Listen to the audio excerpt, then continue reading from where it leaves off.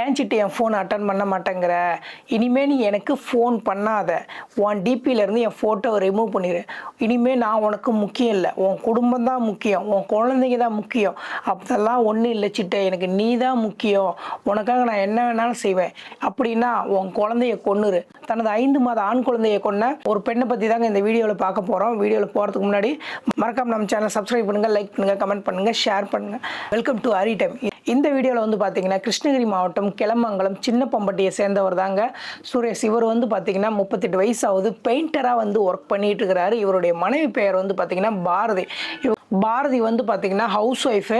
இவங்களுக்கு வந்து பார்த்தீங்கன்னா கல்யாணம் ஆகி 6 வருஷம் தாங்க ஆகுது. இவங்களுக்கு வந்து பார்த்தீங்கன்னா 2 பெண் குழந்தைகள் இருக்கிறாங்க. இவருடைய கணவர் சுரேஷ்க்கு வந்து பார்த்தீங்கன்னா நமக்கு 2 பெண் குழந்தைகள் தான் இருக்குது, நமக்கு ஒரு ஆண் வாரிசு வேணும்னு சொல்லிட்டு ரொம்ப நீண்ட காலமாக ஏங்கிட்டே இருந்தாங்க. அதோட பலனாக வந்து பார்த்தீங்கன்னா ஒரு ஆண் குழந்தை பிறந்திருக்குது. அந்த தனக்கு வந்து ஆண் குழந்தை ஆண் வாரிசு பிறந்துருச்சு அப்படின்னு சொல்லிட்டு சுரேஷ் ரொம்பவும் மகிழ்ச்சியாக இருக்கிறாரு.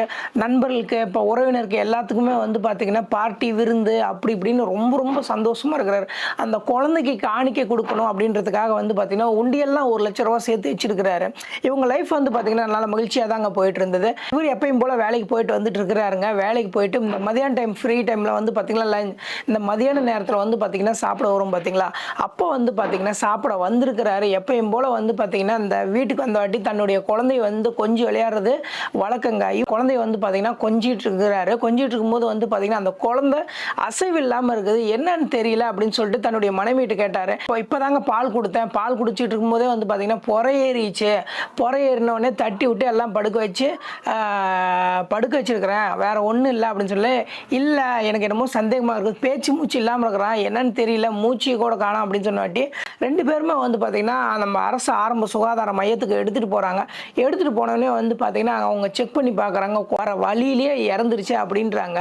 ரொம்பவே வந்து பார்த்தீங்கன்னா சுரேஷ் மனம் உடஞ்சி போகிறாரு. ஐயையோ என் குழந்தை போயிடுச்சு அப்படின்னு சொல்லிட்டு இவர் அழுவுறதும் இல்லாமல் இவருடைய மனைவி வந்து பார்த்தீங்கன்னா பாரதியும் வந்து பார்த்தீங்கன்னா அழுகுறாங்க. சொந்தக்காரங்களுக்கு எல்லாத்துக்குமே விஷயம் தெரிஞ்சு போய் வராங்க. எல்லாரும் வந்து பார்த்தீங்கன்னா இவங்க 2 பேத்தையும் சமாதானப்படுத்துகிறாங்க. அரசு ஆரம்ப சுகாதார நிலையத்திலே வந்து பார்த்தீங்கன்னா குழந்தை இறந்துருச்சு அப்படின்னு சொல்கிறாங்க. சொன்னதுக்கப்புறம் வந்து பார்த்தீங்கன்னா இதை நாங்கள் வந்து போஸ்ட்மார்ட்டம் பண்ணணும், இந்த குழந்தை இறப்பில் எங்களுக்கு சந்தேகம் இருக்குது அப்படின்னு சொல்கிறாங்க. இல்லை வேணாங்க, என் குழந்தைய நான் தூக்கி கொஞ்சியே விளையாண்ட என் குழந்தைய மேலே கத்தி படுறதை நான் விரும்பலைங்க, எனக்கு இந்த இறப்பில் வந்து பார்த்தீங்கன்னா சந்தேகம் இல்லைங்க, என் மனைவி வந்து பார்த்தீங்கன்னா பால் கொடுக்கும்போது பொறை இருக்குதுன்னு சொல்லியிருக்கிறாங்க, அதனால் எனக்கு எந்த ஒரு சந்தேகமும் இல்லை அப்படின்னு சொல்லிட்டு மனைவியின் மீது இருந்த நம்பிக்கையின் காரணமாக வந்து பார்த்தீங்கன்னா தன்னுடைய குழந்தைக்கு பிரேத பரிசோதனை கூட செய்ய உள்ளார். எஞ்சிய பழக்கப்பட்ட என் குழந்தைக்கு மேலே வந்து பார்த்தீங்கன்னா கத்தி படுறதுக்கு நான் விட மாட்டேன், அதை தாங்குற மனசு எனக்கு இல்லைங்க, எங்களுக்கு எந்த ஒரு டவுட்டுமே இல்லைங்க, வேணாங்க, நாங்கள் விடுங்க, நாங்கள் எங்கள் தோட்டத்தில் போய் நாங்கள் புதைச்சிக்கிறோம் அப்படின்னு சொல்லிட்டு இவர் வந்து பார்த்தீங்கன்னா ஹாஸ்பிட்டல்லேருந்து கூட்டிகிட்டு வந்து உறவினர்கள்லாம் இந்த மாதிரி நடந்துருச்சு அப்படின்னு சொல்லுறாரு. அப்புறம் எல்லாருமே வந்து சேர்ந்து வந்து பார்த்திங்கன்னா தன்னுடைய தோட்டத்தில் வந்து பார்த்திங்கன்னா அந்த குழந்தைய புதைச்சிட்றாங்க. அது வரைக்கும் வந்து பார்த்திங்கன்னா இந்த பாரதி அப்படின்ற இவருடைய மனைவி வந்து பார்த்திங்கன்னா அழுகுறாங்க, எல்லாமே பண்ணுறாங்க, எப்பயும் போல் இருக்கிறாங்க.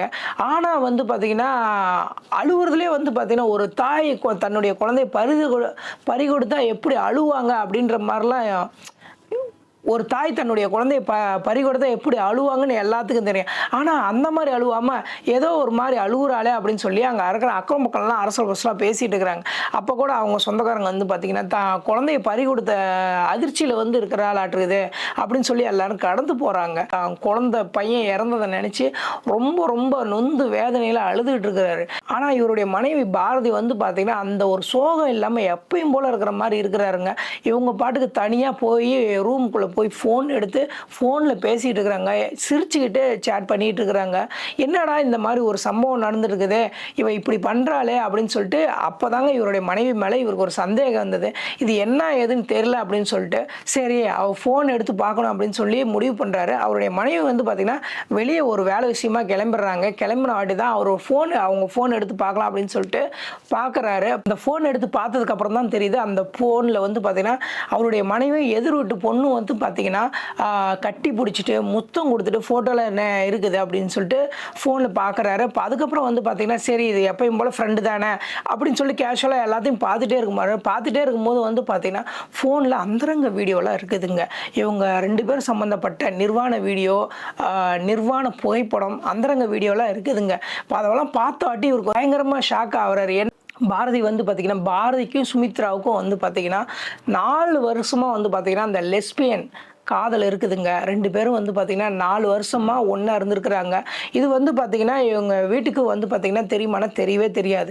எப்பயும் போல ஃப்ரெண்டு தானே, எப்பயும் போல எதிர்த்த வீட்டு பொண்ணு தானே, 2 பேரும் ஃப்ரெண்டா இருக்கிறாங்க அப்படின்றதுனால அவங்க கம்முனு கடந்து போறாங்க. அவங்க வாட்ஸ்அப் சேட்ட செக் பண்ணும்போது தான் தெரியுது. அதில வந்து பார்த்தீங்கன்னா, ஆபாசமா பேசியிருக்கிறாங்க. ஆபாசமா சேட் பண்ணியிருக்கிறாங்க. அந்த வாய்ஸ் நோட்ட செக் பண்ண வாட்டி தான் தெரியுது. அதில வந்து பார்த்தீங்கன்னா, ஆபாசமா உரையாடி இருக்கிறாங்க. அதில வந்து பார்த்தீங்கன்னா, ரொம்ப மிக ஆபாசமாலாம் 2 பேருமே பேசியிருக்கிறாங்க. 2 பேரும் வந்து பார்த்தீங்கன்னா, அந்தரங்கமாலாம் ஈடுபட்டிருக்கிறாங்க. பாரதிக்கு ஆண் குழந்தை பிறந்ததுக்கு அப்புறம் வந்து பார்த்தீங்கன்னா, முன்பு இருந்த நெருக்கத்த விட இப்போ வந்து கம்மியாயிருச்சு அப்படின்னு சொல்லிட்டு சுமித்ரா வந்து ஃபீல் பண்றாங்க. நீ வந்து மாரி என்ட்ட பேச மாட்டேங்கிற. இனி நீ எனக்கு தேவையில்ல. நான் உன்னை விட்டு விலக போறேன் அப்படின்னு சொல்றாங்க. பாரதி என்னங்கிறான், எனக்கு யாருமே தேவையில்ல. நான் உன்னை தான் லவ் பண்றேன். நான் உன்னை ரொம்ப மிஸ் பண்றேன். குழந்தை இருக்கிறதுனால தான் என்னால உன்னை கேர் பண்ணிக்க முடியல. நம்ம சந்தோஷமா இருக்கணும்னு நினைக்கும் போதெல்லாம் இந்த குழந்தை அழுதுகிட்டே இருக்குது. என்னால் எதுவுமே பண்ண முடியல. நான் உன்னை ரொம்ப மிஸ் பண்ணுறேன். நீ தான் என் உயிர். உனக்காக நான் என்ன வேணாலும் செய்வேன் அப்படின்னு அந்த பாரதி சொல்கிறாங்க. சொன்னதுக்கப்புறம் வந்து பார்த்தீங்கன்னா, சுமித்ரா இதை பயன்படுத்தி எனக்காக நீ என்ன வேணாலும் செய்வியா?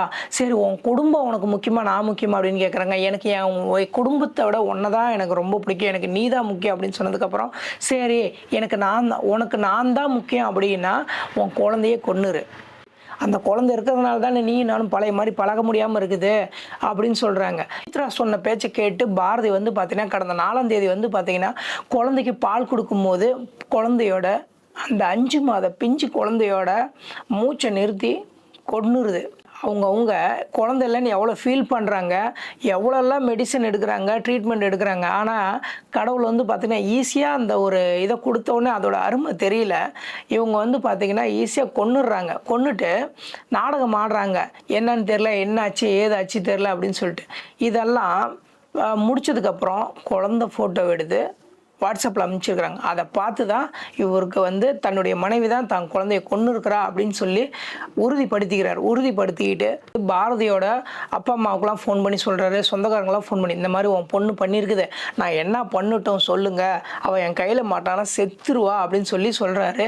அப்புறம் அக்கம் பக்கம் எல்லாத்துக்குமே தெரிஞ்சதுக்கப்புறம் வந்து பார்த்திங்கன்னா, இந்த விஷயம் வெளியே போன பாரதிக்கு வந்து பார்த்திங்கன்னா தெரிஞ்சதுக்கப்புறம் வந்து பார்த்திங்கன்னா, சுமித்ராவும் எஸ்கேப் ஆகிட்டாங்க. பாரதியும் வந்து பார்த்தீங்கன்னா எஸ்கேப் ஆகிட்டாங்க. காவல் நிலையத்தில் புகார் அளிக்கிறார். புகார் அளித்ததுக்கு பிறகு வந்து பார்த்தீங்கன்னா, பாரதியும் சுமித்ராவும் கைது செய்யப்படுறாங்க. கைது செஞ்சதுக்கப்புறம் வந்து பார்த்தீங்கன்னா, அந்த பிஞ்சு குழந்தைய வந்து பார்த்தீங்கன்னா, அடுத்த நாள் புதைச்ச இடத்துல இருந்து எடுத்து பிரேத பரிசோதனை நடத்தி விசாரணை போயிட்டு இருக்குதுங்க. விசாரணைக்கு அப்புறம் தான் இன்னும் என்ன நடந்தது அப்படின்னு சொல்லிட்டு நிறைய உண்மைகள்லாம் வெளியே வரும். இந்த வீடியோவை பற்றி நீங்கள் என்ன நினைக்கிறீங்கன்னு சொல்லிட்டு கமெண்ட் பண்ணுங்கள். Thank you very much.